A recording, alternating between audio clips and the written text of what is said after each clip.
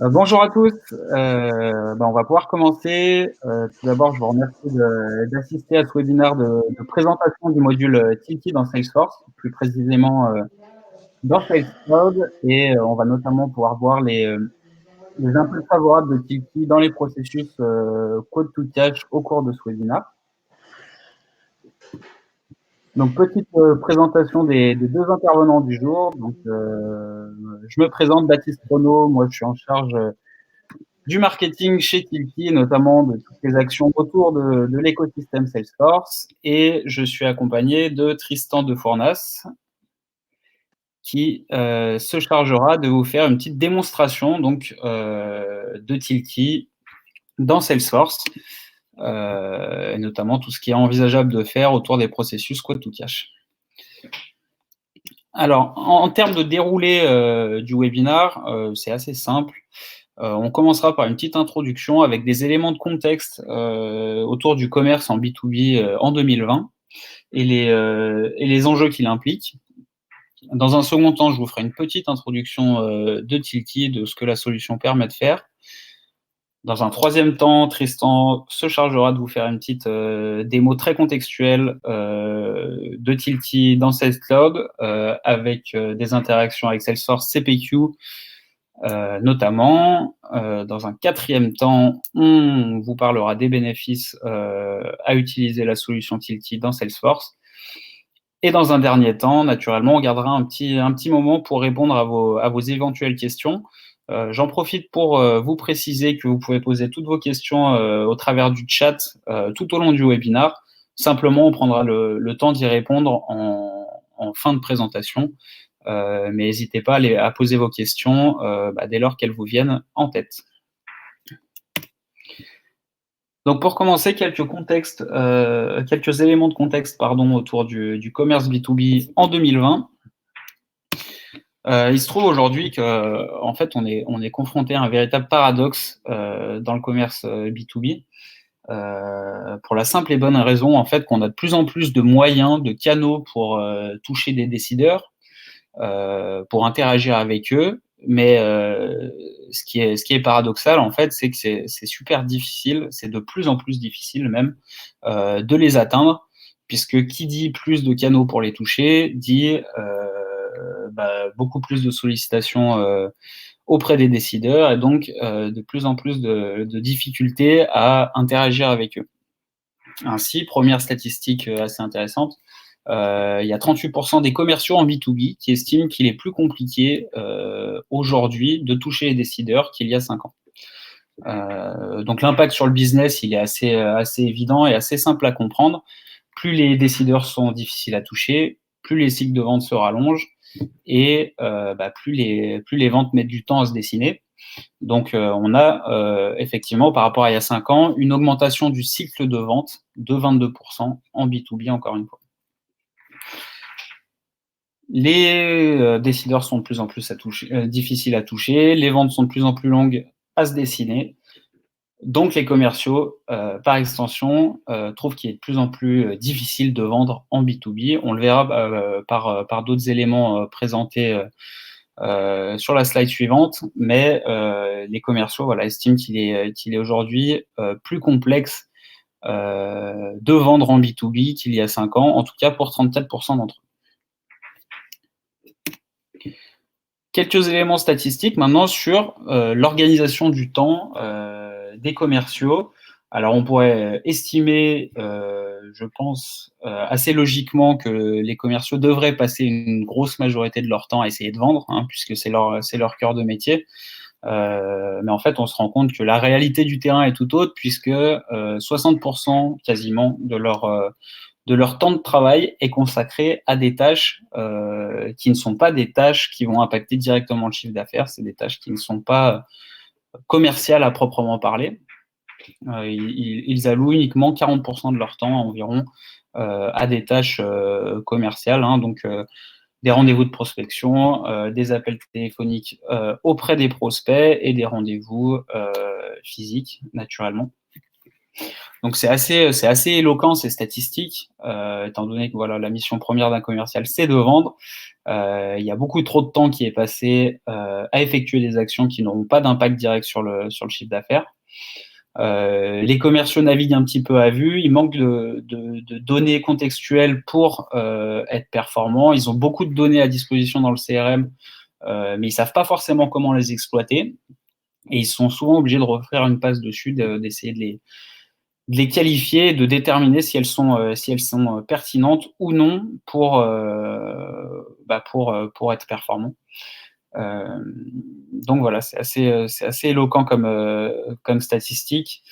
Donc il faut essayer de trouver des moyens en fait aujourd'hui d'aider les commerciaux à être plus efficaces sur le temps qu'ils passent à effectivement faire leur mission première, à savoir essayer de dégager du chiffre. A contrario, il faut aussi essayer de les aider à se délester d'une partie de ces tâches qui ne sont pas des tâches à haute valeur ajoutée, hein, si on peut dire ainsi, et de leur permettre de dégager un peu de temps pour optimiser le pourcentage de temps alloué au business pur. On parle souvent aujourd'hui de solutions de sales intelligence. Effectivement, ça peut permettre de répondre en partie à ces problématiques, leur permettre d'être plus éclairés aux commerciaux dans leur démarche commerciale, de savoir comment prioriser leurs efforts, quel prospect appeler, à quel moment.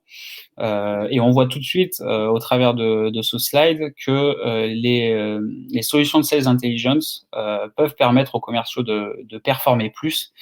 Ainsi, on se rend compte, voilà, notamment sur les affaires gagnées, qu'une solution de sales intelligence peut permettre clairement d'optimiser les taux de transformation de devis en commande. Et on verra notamment que c'est le métrique principal qu'on surveille chez Tilty, puisque c'est le métrique qu'on impacte le plus, et donc on impacte directement le chiffre d'affaires généré par les commerciaux. Donc voilà, c'est simplement quelques éléments contextuels pour vous rappeler un peu où on en est en termes de commerce B2B aujourd'hui, aussi bien en termes de complexification des ventes que du quotidien des commerciaux B2B en 2020. Donc on va passer tout de suite dans le vif du sujet, puisque c'est la thématique principale de ce webinaire. On va étudier désormais comment optimiser les processus quote-to-cash avec Tilty dans Salesforce. En d'autres mots, comment aider les commerciaux, guider les commerciaux dans leur quotidien pour être plus performants, et comment automatiser un certain nombre d'actions à faible valeur ajoutée sur la base des données que fournit Tilty.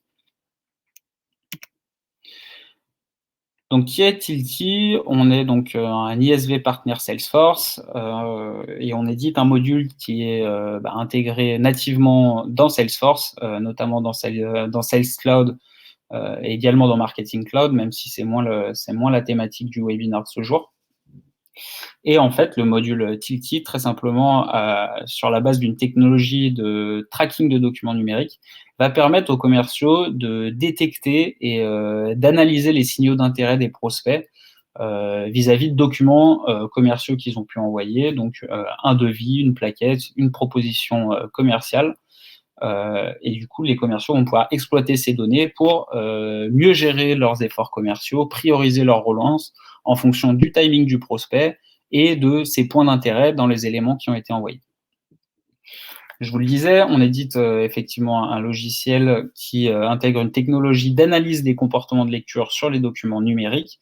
Et par documents numériques, j'entends tous les formats de documents standards, entre guillemets, donc les PDF, les PowerPoint, les Word, les vidéos, qu'elles soient hébergées sur une plateforme tierce comme YouTube ou Dailymotion, ou les vidéos en format MP4 MOV.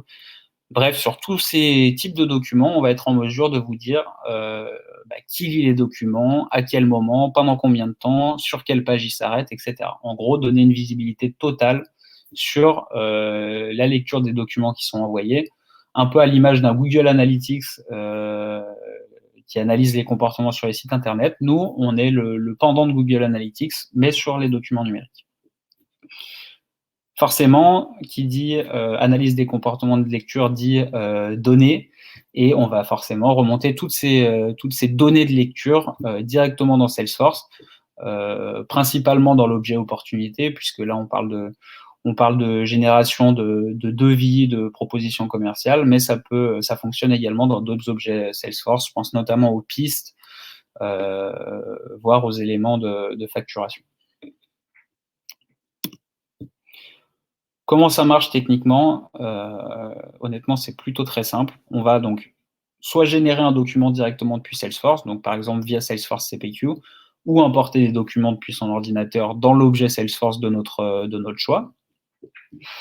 Après l'import de ces documents ou la génération de ces documents, Tilty va les transformer en un lien web qui est personnalisé au nom de l'entreprise de l'utilisateur. Et en fait, le commercial va envoyer un lien qui renvoie vers son ensemble documentaire à son prospect. Dès lors que le prospect va prendre connaissance des documents au travers du lien, nous, on va analyser tout ce qui se passe dessus naturellement.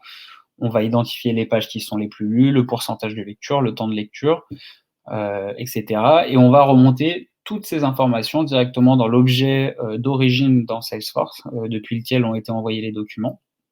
Et donc, le commercial va savoir que son prospect, par exemple, a passé 5 minutes sur sa proposition commerciale et il va retrouver tous ces éléments dans son opportunité.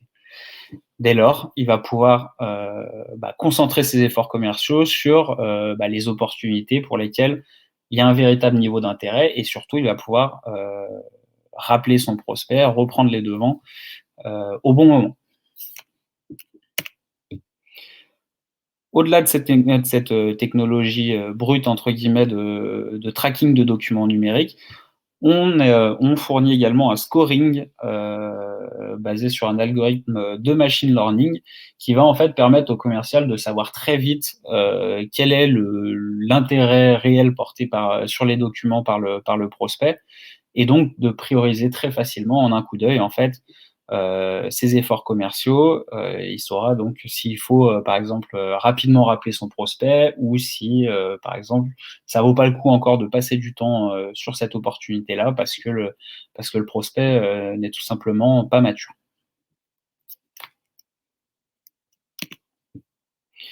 Alors, quel type de données on fournit avec Tilty?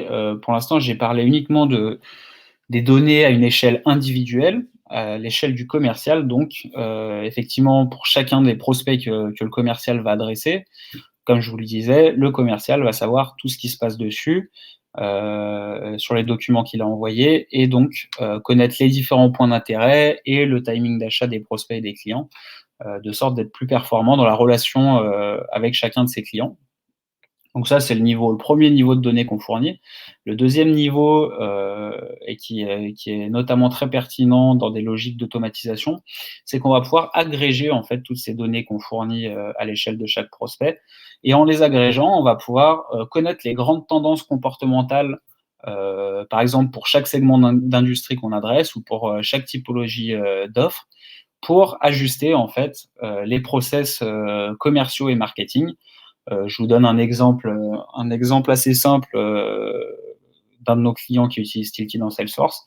Il s'est rendu compte que sur un des segments qu'il adressait, à savoir le segment de l'industrie, il avait un délai moyen avant ouverture des offres de 4 heures. Donc, ce qu'il a fait, c'est que dès lors qu'il n'y avait pas d'ouverture de l'offre dans les 4 heures après l'envoi, il crée une relance automatique le lendemain pour repousser le devis. Donc, c'était un client qui avait des cycles de vente très courts de base, mais voilà, ça fait une tâche en moins déjà pour le commercial. Sur la base des données agrégées Tilty, on crée une relance automatique. Dans le cas de ce client-là, c'était dans Process Builder, mais ça peut être dans n'importe quel générateur de workflow utilisable dans Salesforce. On peut créer ce type de tâche automatique sur la base des données agrégées Tilty et donc voilà, très clairement optimiser les processus commerciaux et délester le commercial d'une action manuelle qui aurait eu qu'une très faible valeur ajoutée. Le dernier niveau de données qu'on fournit via Tilty, c'est à l'échelle documentaire. On peut agréger également les données sur les documents qu'on diffuse. Je pense notamment aux supports marketing ou aux supports commerciaux type des plaquettes, des brochures, etc. on va être en mesure de vous dire si les documents sont performants, si les lecteurs passent beaucoup de temps dessus, sur quels éléments en particulier. Et en fait, ces données qui sont surtout profitables au service marketing vont d'une part permettre au service marketing de restructurer si besoin les documents qui sont pas suffisamment performants, et d'autre part guider les commerciaux dans les éléments qu'il est bon d'adresser à un prospect dans un contexte donné. Donc voilà les trois différents niveaux de données que fournit Tilty, à une échelle individuelle pour chaque lecture sur des éléments, à une échelle globale en agrégeant les données et pour optimiser les processus, et à l'échelle documentaire pour guider les prospects dans ce qu'ils doivent envoyer à un prospect dans un contexte donné, et guider les services marketing dans la structuration de leurs documents. Donc quelques valeurs ajoutées. L'idée de base vraiment de Tilty, c'est de faciliter le quotidien des commerciaux et de les aider à performer. Ils vont donc gagner beaucoup de temps en utilisant Tilty, puisqu'ils perdront plus de temps sur des opportunités qui en valent pas la peine à un instant T. Ils pourront automatiser ces tâches plutôt que de perdre du temps dessus. Et par contre, intervenir humainement, si je puis dire, sur les opportunités qui valent vraiment la peine de passer du temps dessus. Ils pourront mieux cibler leurs prospects, donc ça rejoint un peu la première idée. Ils pourront conclure plus d'offres, puisque, comme je vous le disais, le métrique qu'on surveille principalement, c'est le taux de transformation des devis générés en commande.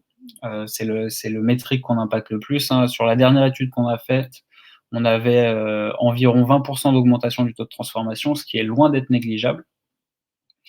Et dernière valeur ajoutée, donc qui n'a pas été abordée pour le moment, c'est qu'on va donner plus de visibilité aux managers en termes de forecast, de prévision des ventes, puisque aujourd'hui les managers commerciaux se basent sur le pourcentage de transformation déclaré par les commerciaux, pourcentage de chances de gagner l'affaire déclaré par les commerciaux. Aujourd'hui, comme on fournit un scoring directement via notre solution, les managers vont pouvoir donner de la consistance à leur forecast en croisant en fait les déclarations des commerciaux avec le scoring Tilty, et du coup voilà, avoir des forecasts beaucoup plus précis et fiables. Alors, comment ça marche très concrètement? On va rentrer dans le vif du sujet. Je vais laisser la parole à Tristan, qui va vous faire une démonstration du module Tilty dans Salesforce. Donc, Tristan, je vais couper mon partage d'écran. Oui, et je vais prendre la suite, si tu veux me dire si tout est bon. Ouais. Écran en entier, évidemment. Voilà. Ça doit être bon normalement.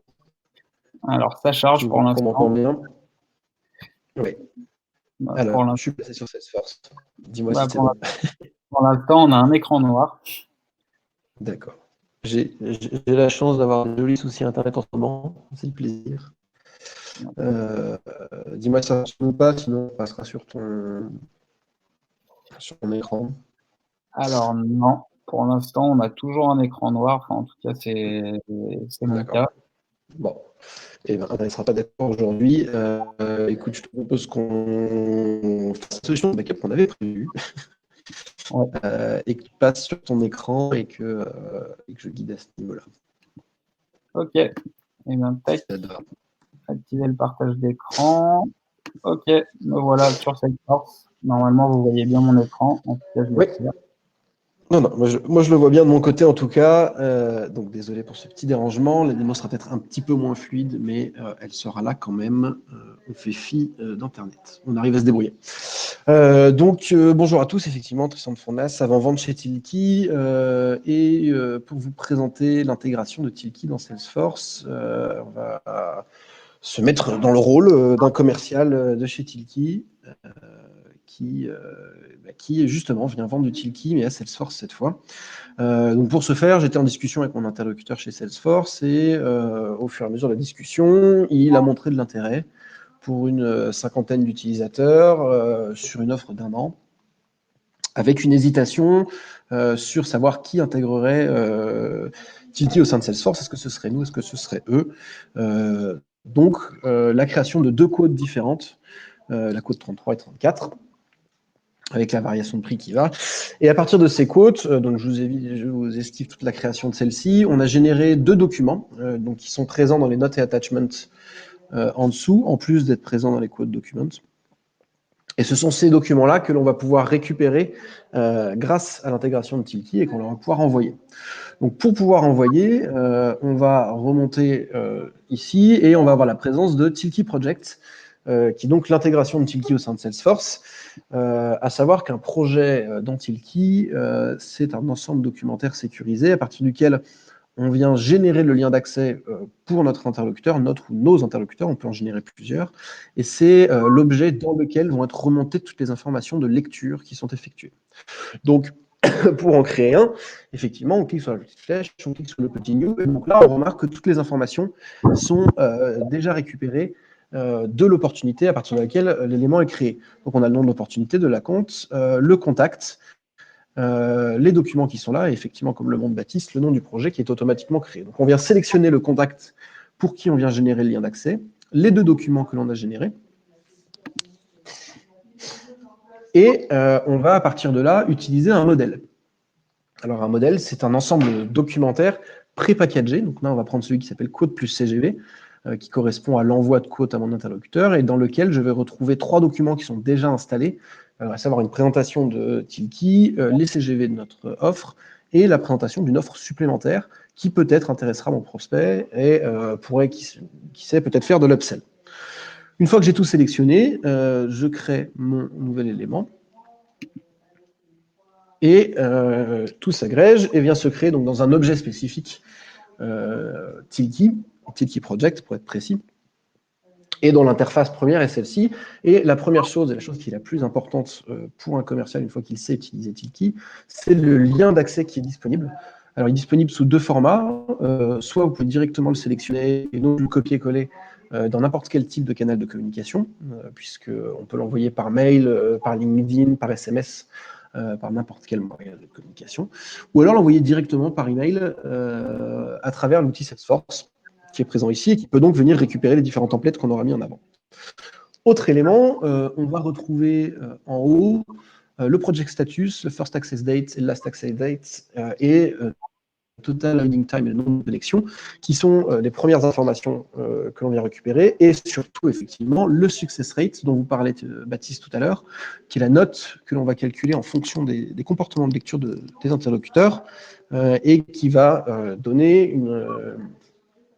une notion d'accès, une notion de chance de réussite, pardon, de votre projet. Donc, une fois que vous avez ces informations-là, qui pour l'instant, évidemment, sont vides, on va aller dans Documents pour vérifier que tout aille bien.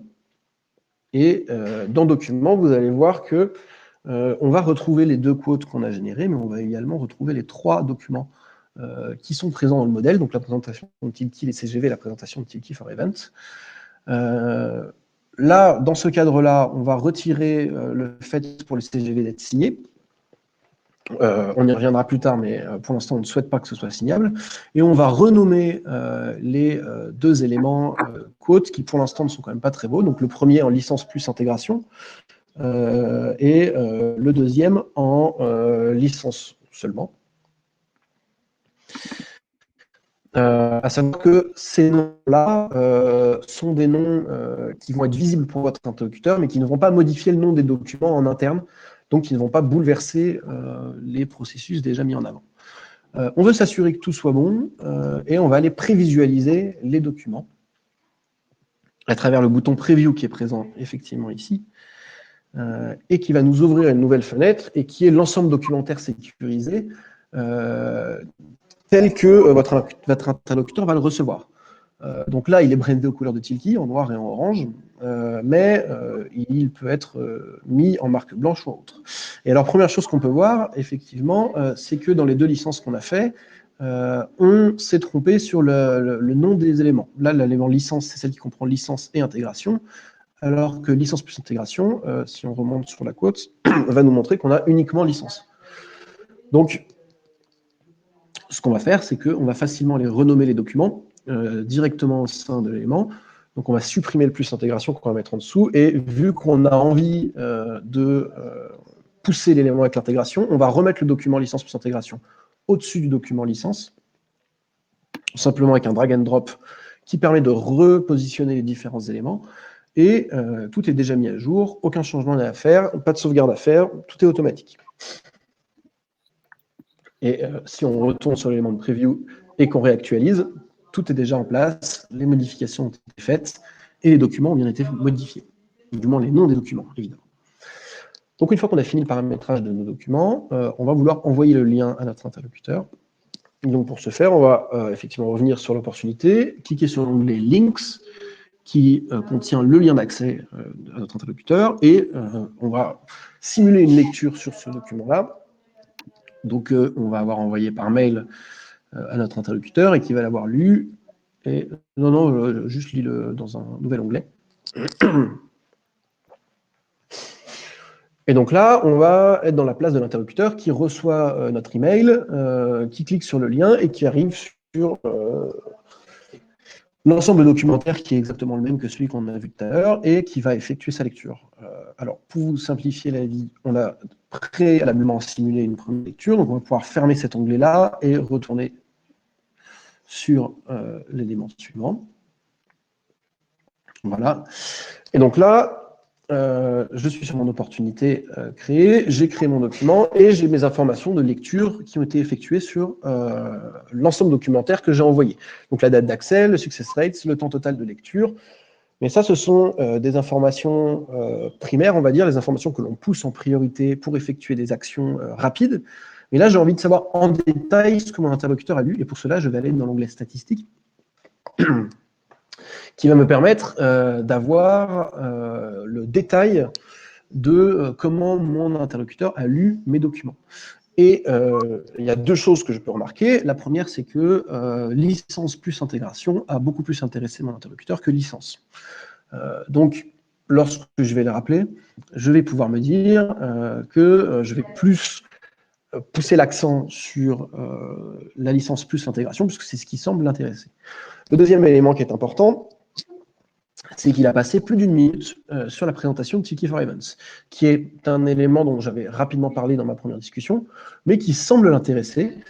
Et si on clique sur la petite flèche en dessous de la présentation de Tiki for Events, on va même avoir les statistiques détaillées de lecture du document qui apparaissent avec les différentes pages qui sont lues, et je vais pouvoir savoir quelles sont les pages qui vont intéresser mon interlocuteur. Je vais pouvoir refermer ça et prendre mon téléphone pour appeler mon interlocuteur, parce que il semble y avoir un intérêt réel, et qui plus est pour la licence plus intégration. Au fur et à mesure de la discussion, cet intérêt est prouvé, et mon interlocuteur souhaite effectivement prendre l'ensemble du package licence plus intégration, et il me dit, écoutez, renvoyez-moi le devis, que je puisse le signer. Et c'est là qu'il y a un intérêt, c'est que je vais garder mon interlocuteur au téléphone et lui dire, attendez, bougez pas, je vais faire les modifications en direct, vous aurez juste à retourner sur votre lien d'accès et vous pourrez re-signer. Moi, de mon côté, ce que je vais faire, c'est que je vais rendre signable licence plus intégration, je vais rendre signable les CGV, avec non, celui-là, c'est un petit souci. Rendre signable les CGV, et je vais supprimer la deuxième quote, licence, qui du coup n'a plus d'intérêt. Et je vais avoir du coup cet ensemble documentaire qui est toujours sur le même lien d'accès, mais qui aurait été mis à jour en fonction des demandes de mon interlocuteur. Et si je retourne du coup sur l'ensemble de liens, et que j'accède à mon élément pour pouvoir le signer, donc ça c'est la prévisualisation, il faut aller sur le lien généré dans Links. Donc je me mets dans la peau de mon interlocuteur, qui retourne sur le même mail qu'il avait déjà, je lui demande juste de recliquer sur le lien, et il arrive sur cet ensemble, il vérifie que licence plus intégration soit toujours la même chose, histoire de ne pas se faire avoir, et ensuite il vient signer le document en renseignant ces informations qui vont lui permettre de valider son information. Donc ça, c'est un élément de signature que nous avons développé de notre côté, et qui permet d'assurer les notions de bon de commande et de devis principalement. Ce n'est pas encore de la signature très complexe. Donc, l'élément va prendre en compte la signature. Moi, derrière, je garde mon interlocuteur au téléphone et j'en profite pour discuter avec lui de cette fameuse TT for Events qui semble avoir intéressé. Et au fur et à mesure de discussion, je me rends compte qu'il y a un potentiel pour pouvoir faire de l'upsell sur cette solution-là. Et donc, j'ai eu cette information parce que j'ai mis mon document en plus à côté. Maintenant, je vais fermer l'onglet pour que ça fonctionne bien. Et je vais retourner sur ma page et à partir de là, on va avoir un élément d'automatisation tel que Baptiste en a parlé la dernière fois, qui va être mis en place, puisque moi, de mon côté, dans mon process builder, j'ai demandé que chaque fois qu'un document soit signé, et donc du coup qu'une opportunité soit remportée, automatiquement, mon opportunité soit passée en close one. Donc pour ça, là, on va être tributaire des éléments de synchronisation. On va actualiser la page. S'il te plaît, Baptiste. L'opportunité? Non, sur le projet. Mais là, pour le coup, en fait, dès que le project status passera on et que l'élément sera signé, considéré comme signé, l'opportunité va automatiquement derrière passer en close one, potentiellement pouvoir déclencher derrière d'autres éléments, soit de facturation, soit de parcours en interne, de validation ou autre, en fonction des différents process que vous allez avoir. À savoir que les éléments qui remontent dans Tilki ne sont pas dans de l'instantané absolu, mais prennent maximum 2 minutes, en fonction de cycle de synchro où on est. Et donc là, on va tester une dernière actualisation pour voir. Et sinon, on va passer après sur... Voilà. Bon, on y reviendra tout à l'heure pour vous montrer. Et là, on va passer sur justement le côté manager, puisque là, on a vu le côté commercial. Mais je suis manager, donc du coup, au sein de Tilki, et je vais avoir une surveillance auprès de mes interlocuteurs, surtout sur comment est-ce que les données qui sont remontées par Tilki me permettent de comprendre mon process de vente. Et donc pour cela, on va pouvoir utiliser toutes les données qui sont remontées dans les différents projets Tilki pour faire une analyse. Et donc là, vous avez quelques exemples d'analyse, à savoir le temps moyen entre l'accès à un document et la fermeture d'une opportunité, donc ici qui est un turn-heure, ou d'autres éléments, savoir le nombre effectivement de premiers accès qui sont effectués par semaine, et qui ici par exemple peuvent nous faire comprendre que envoyer des mails le lundi et le jeudi, c'est peut-être moins prioritaire que de les envoyer le mardi ou le vendredi. Et je vais également pouvoir avoir un average success sur les différentes industries, et donc savoir dans quelles industries je performe le mieux et dans quelles industries je dois essayer de mettre un peu plus d'efforts pour essayer de rattraper le retard, que ce soit par exemple ici pour l'immobilier ou pour l'assurance.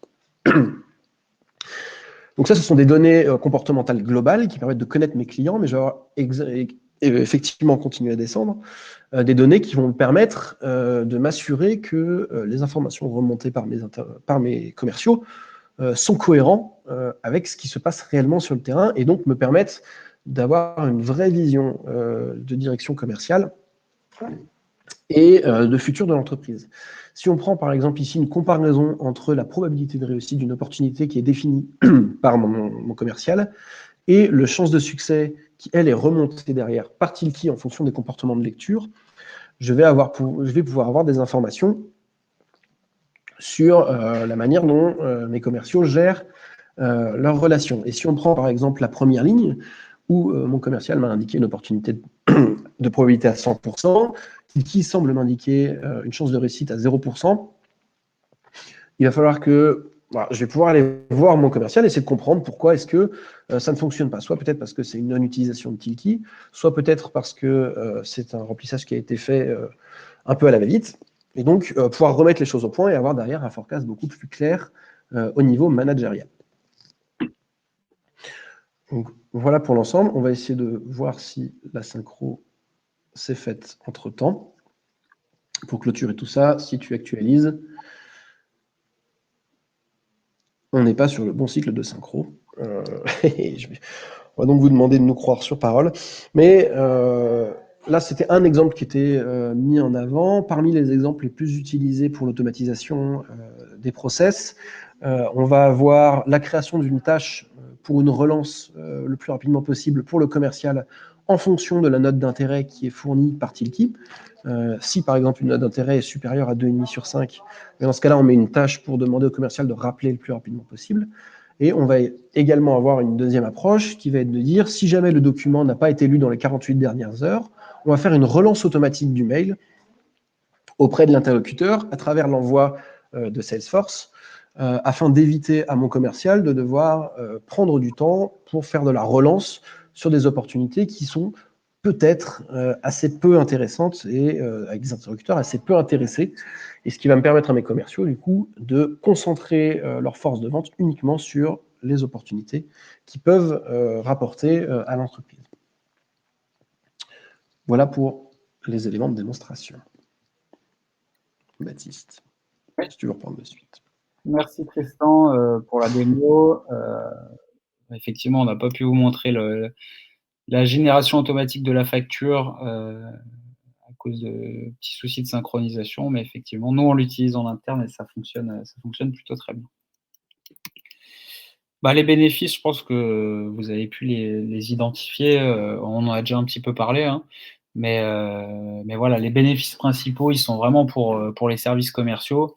On va leur permettre d'être plus efficaces puisqu'ils vont pouvoir se concentrer sur les opportunités pour lesquelles il y a un véritable intérêt à un instant T et pas perdre de temps, à contrario, sur les opportunités qui en valent pas la peine au moment où on se parle. Et automatiser les relances à faible valeur ajoutée. Typiquement, l'exemple le plus parlant, c'est les relances sur les devis qui n'ont pas été consultés. Sans utiliser Tilki, le commercial va rappeler l'ensemble de ses prospects, y compris ceux qui n'ont pas encore consulté l'offre. Avec Tilki, il pourra générer une relance automatique pour que le devis soit ouvert et à ce moment-là, faire rentrer le prospect dans une boucle de relance classique et humaine. Augmenter le taux de joignabilité, donc ça me fait penser à un des cas d'usage d'un de nos clients qui est Meilleurs Agents, qui adresse une population qui est très difficile à joindre, à savoir les agents immobiliers. Comme Tilki vous remonte en fait l'information de prise de connaissance des documents en temps réel, c'est vraiment de l'instantané. Et les commerciaux relançaient vraiment au moment où les documents étaient ouverts pour faire signer le document en direct avec l'agent immobilier. Si le prospect est en train de se pencher sur les éléments qui lui ont été envoyés à un instant T, c'est qu'il est plutôt disponible et qu'il a tous les éléments en tête pour échanger. Donc, c'est le bon moment pour le contacter. Et de fait, on arrive à augmenter le taux de joignabilité. On a également des cycles de vente plus courts. Sans utiliser Tilki, on essaye de relancer notre prospect 4-5 fois jusqu'à ce qu'il soit disponible pour nous répondre. Là, forcément, si on rappelle au moment où il prend connaissance des documents, on a beaucoup plus de chances qu'il soit disponible et, par extension, de faire avancer l'opportunité, de faire avancer le dossier en direct au téléphone avec lui. On va apporter de la visibilité aux commerciaux. On a parlé avec la fiabilisation des forecasts en confrontant le scoring Tilki avec les données déclaratives des commerciaux. Et voilà. Pour le marketing, on a assez peu parlé, mais il nous semblait important d'en parler un peu, puisque la technologie est la même, en fait, qu'elle soit exploitée par les services commerciaux et les services marketing. On va pouvoir aider les services marketing à mieux qualifier leurs leads en intégrant la notion d'analyse des comportements de lecture sur les livres blancs, par exemple, et les business cases, les brochures. Et donc, le scoring Tilki peut même être intégré dans le scoring global de l'entreprise, dans ses logiques de marketing automation. Donc, ça peut venir en complément du scoring déjà implémenté chez les clients. On va avoir une amélioration de la connaissance client. Naturellement, on va voir si on a une bonne adéquation entre notre offre et l'intérêt qui est porté par les populations qu'on adresse. On va voir ça rejoint un peu le point précédent, hein, mais une meilleure visibilité sur les produits et les services qui suscitent de l'intérêt et à contrario ceux qui en suscitent beaucoup moins et qu'il faut potentiellement remarketer, retravailler l'offre. Et celle-ci, j'en ai déjà parlé, identifier les documents qui transforment le plus, qui sont efficaces. et les documents qui marchent moins bien et qui pourraient être structurés par le service marketing. Globalement, qu'est-ce qu'on constate chez nos clients? Une hausse du taux de transformation. Donc, je vous le disais, hein, c'est vraiment le métrique qu'on suit le plus en permettant aux commerciaux de se concentrer sur les opportunités pour lesquelles il y a un vrai intérêt à un instant T. Ils vont pouvoir closer plus. Et ça, on l'a vérifié chez nombreux de nos clients. Par extension, on va pouvoir améliorer le chiffre d'affaires. On va pouvoir augmenter donc le taux de transformation, donc le nombre de devis transformés. Mais ça marche aussi en valeur. Via l'exemple de Tristan, on a vu qu'on pouvait détecter des opportunités d'upsell via Tilty. Par exemple, on est sollicité par un prospect qui nous demande un devis pour telle offre. Et ben, rien ne nous empêche via Tilty, puisque c'est un espace documentaire, de mettre de la documentation sur des offres qui pourraient également intéresser notre prospect. Et comme on est en mesure d'identifier si le prospect s'est intéressé ou non à ces éléments d'upsell, et ben, au moment de la relance commerciale, s'il s'y est intéressé, on va pouvoir en toucher deux mots. Au prospect et potentiellement faire grossir notre panier moyen. On va pouvoir réduire les frais de vente et marketing, ça rejoint vraiment ce qu'on a exposé depuis le début, et on va pouvoir rapprocher surtout le marketing et le commerce. On en a fini pour cette présentation. Je crois savoir qu'il y a quelques interactions dans le chat, donc c'est le moment de répondre à vos éventuelles questions. Hop. Alors, question. Hello, est-ce que Tilty est en mesure de traquer quel contact va interagir avec une proposition commerciale si celle-ci est envoyée dans un même email à plusieurs personnes? Alors, c'est une très bonne question, parce que c'est quelque chose qu'on n'a pas mentionné pour l'instant. En fait, on a deux types de liens chez Tilty. On a un lien, le premier lien, c'est le lien standard qu'on appelle le lien d'accès unique. C'est-à-dire qu'on va générer un lien pour un prospect qu'on va préalablement identifier. Et s'il ouvre le lien, ça nous dira tel prospect a lu les documents. S'il le transfère, on saura simplement que les documents ont été ouverts depuis un autre appareil, mais on ne pourra pas identifier qui. Et donc, le deuxième type de lien qui répond tout à fait à cette problématique, c'est qu'on a ce qu'on appelle un lien avec demande d'identification du prospect, qui va en fait rajouter une interface d'identification avant l'accès au document. C'est-à-dire qu'on va envoyer le lien et la personne, quand elle va cliquer dessus, elle va devoir renseigner à minima son adresse mail pour pouvoir accéder au document. C'est une forte valeur ajoutée dans certaines industries, puisque ça permet en fait effectivement d'identifier toutes les personnes qui interviennent dans le cycle de décision. Et effectivement, ce lien avec demande d'identification est beaucoup utilisé dans cette optique-là. Donc, j'espère que ça répond à votre question.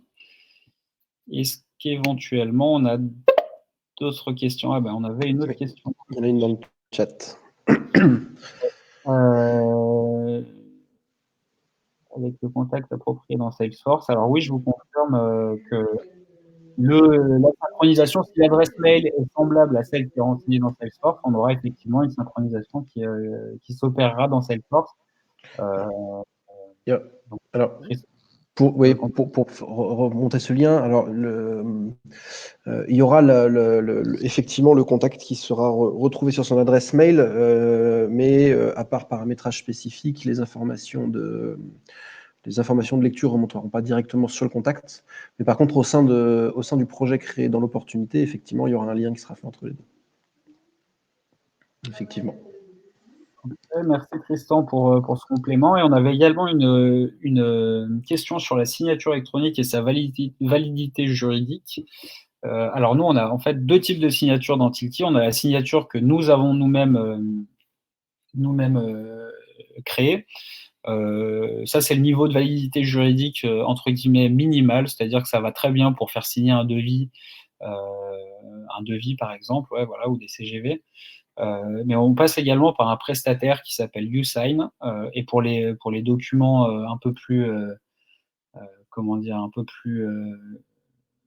contractuels, pour lesquels on a l'obligation d'avoir une validité juridique de signature, effectivement, on passe par un prestataire qui s'appelle YouSign, et donc ça se configure au lancement de l'utilisation de Tilki. Pour reprendre l'exemple d'un de nos clients qui est Meilleurs Agents, ils utilisent pour les devis la signature Tilki, et pour les contrats la signature YouSign. En fait, ce que rajoute YouSign, c'est une double authentification, c'est-à-dire que on a fait le process de signature tout à l'heure. La signature YouSign va rajouter un élément d'envoi de SMS au signataire qu'il devra renseigner au moment de valider le devis, pour avoir effectivement cet aspect de double authentification. Du coup, les deux signatures sont valables en France et dans tous les pays qui autorisent la signature électronique. Juste pour compléter sur la signature électronique, si vous n'êtes pas très familier avec le sujet, il faut savoir que la signature électronique a une validité juridique supérieure même à une signature manuscrite. Donc voilà, il n'y a pas trop de sujets à ce niveau-là, mais dans tous les cas, et si vous souhaitez utiliser Tilki un jour et vous rassurer à ce niveau-là, moi je préconise la signature de notre prestataire YouSign, qui est vraiment spécialiste et dont c'est le métier, tout simplement.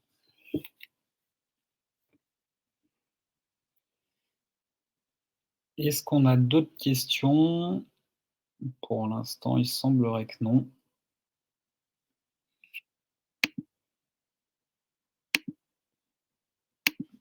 Eh bien, écoutez, merci.